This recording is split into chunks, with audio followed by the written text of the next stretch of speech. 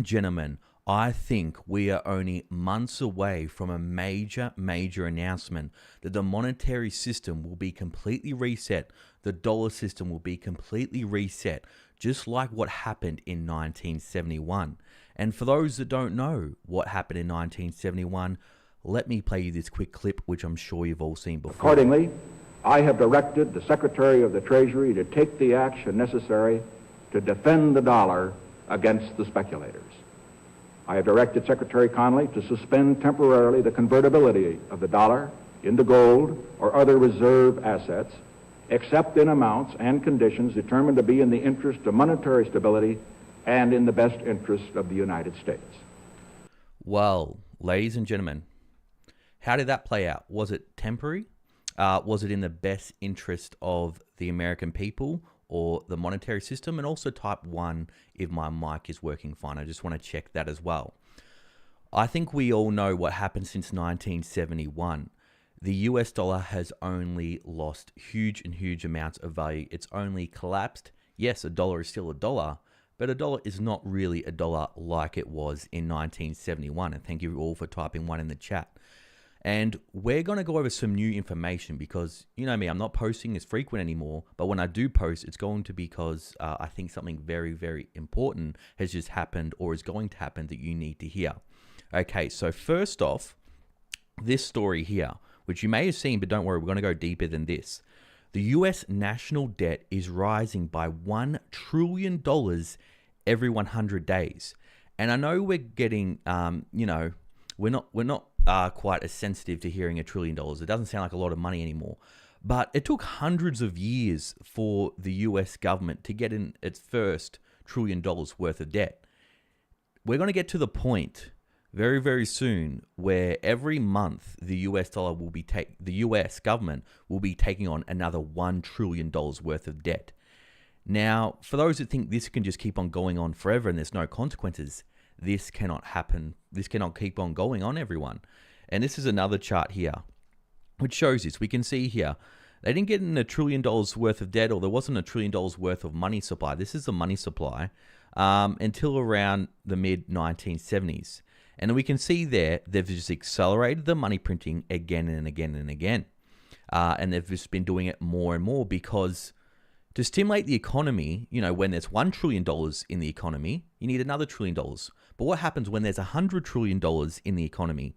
Well, in order to get the same effect, you need to print more and more money.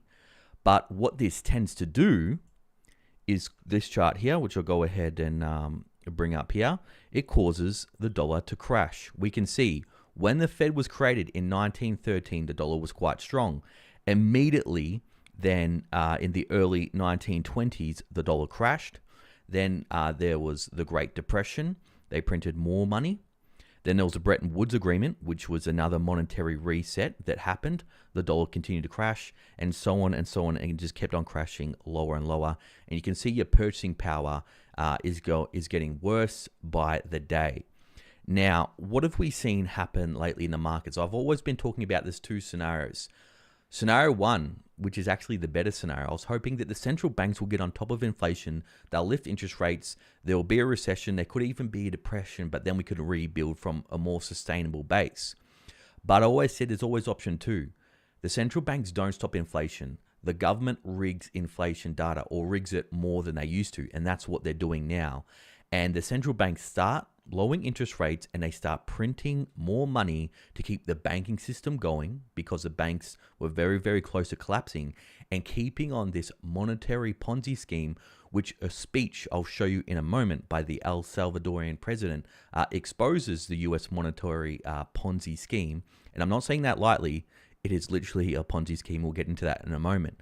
And if they do that, we're going to see assets hyperinflate. Like the stock market, we'll see a melt up. Yes, the markets were down today, but over the long term, we could see them go up. Not because things are very bullish, just simply because the dollar will lose so much purchasing power. And you may think, well, the dollar's doing great, but that's only because other fiat currencies like the euro, the Australian dollar is doing very bad. The pound is weakening at a faster rate. Okay, all fiat currencies ever created in history have 100% failure rate, and they will fail. And let's go ahead and have a look at this clip of the El Salvadorian president exposing the U.S. monetary system scam. But that's not the real problem. The real problem is not the high taxes themselves, but the fact that they are not even really funding the government. Not even those high taxes, higher than a lot of places in the world, not even those taxes are really funding the government. So who's financing the government? Government is financed by treasury bonds. That's exactly right, people. Paper. And who buys the bonds? the treasury bonds? Mostly the Fed. That's what we've been talking about, everyone. The US government, they can issue bonds, which is an IOU, and if someone's afraid that the US government will collapse, well, then the Fed will just come in and buy it up. But let's keep going. And how does the Fed buy them? By printing money. But what backing does the Fed have for that money being printed? The treasury bonds themselves. That's exactly right. Are you starting to get the picture here? We'll go a bit deeper on how this Ponzi scheme works. The government issues debt, the Fed buys it, and the Fed uses those bonds as collateral for printing more money and assets on their balance sheet. So basically, you finance the government by printing money out of thin air. Someone could ask, well, so if the government can print the limited amounts of money out of thin air, why did they collect taxes? That's exactly right, everyone. Why do we pay taxes if they can print money out of thin air? Now, I think we all know they can't print money out of thin air forever, but let's hear his answer here. Thanks for that super chat. In 1929, the dollar didn't crash. There was a credit collapse where money at home made out like bandits. Yeah, that's right.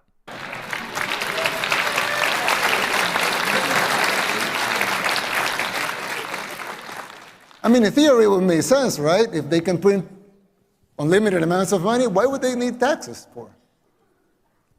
The answer is simple, but it's very shocking.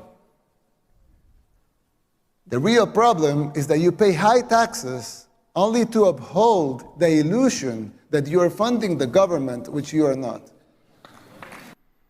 I thought that was a very interesting clip. It's a very, very simple way to put it. Obviously, it's a lot more complex, the monetary system, than that.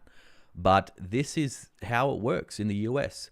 The government takes taxes from us. Trillions and trillions of dollars of that is going to fund wars. It's going to fund illegal immigration. It's not going to the American people. And even if after they collect all those taxes, they are still raising trillions and trillions of dollars worth of debt.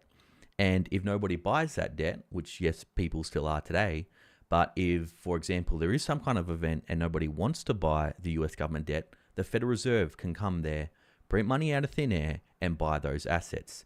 And the way this really hurts the American people, not just from taxes, but it is through inflation. Because every time the Fed prints that money, who gets it first? The big banks get it. Now, the big banks, they get the money first, so then they can go ahead and buy the assets. And by the time the money gets to you, the assets have already gone up and the money has already lost its value. And this is the cycle that they keep on going on, as it's been happening for hundreds of years.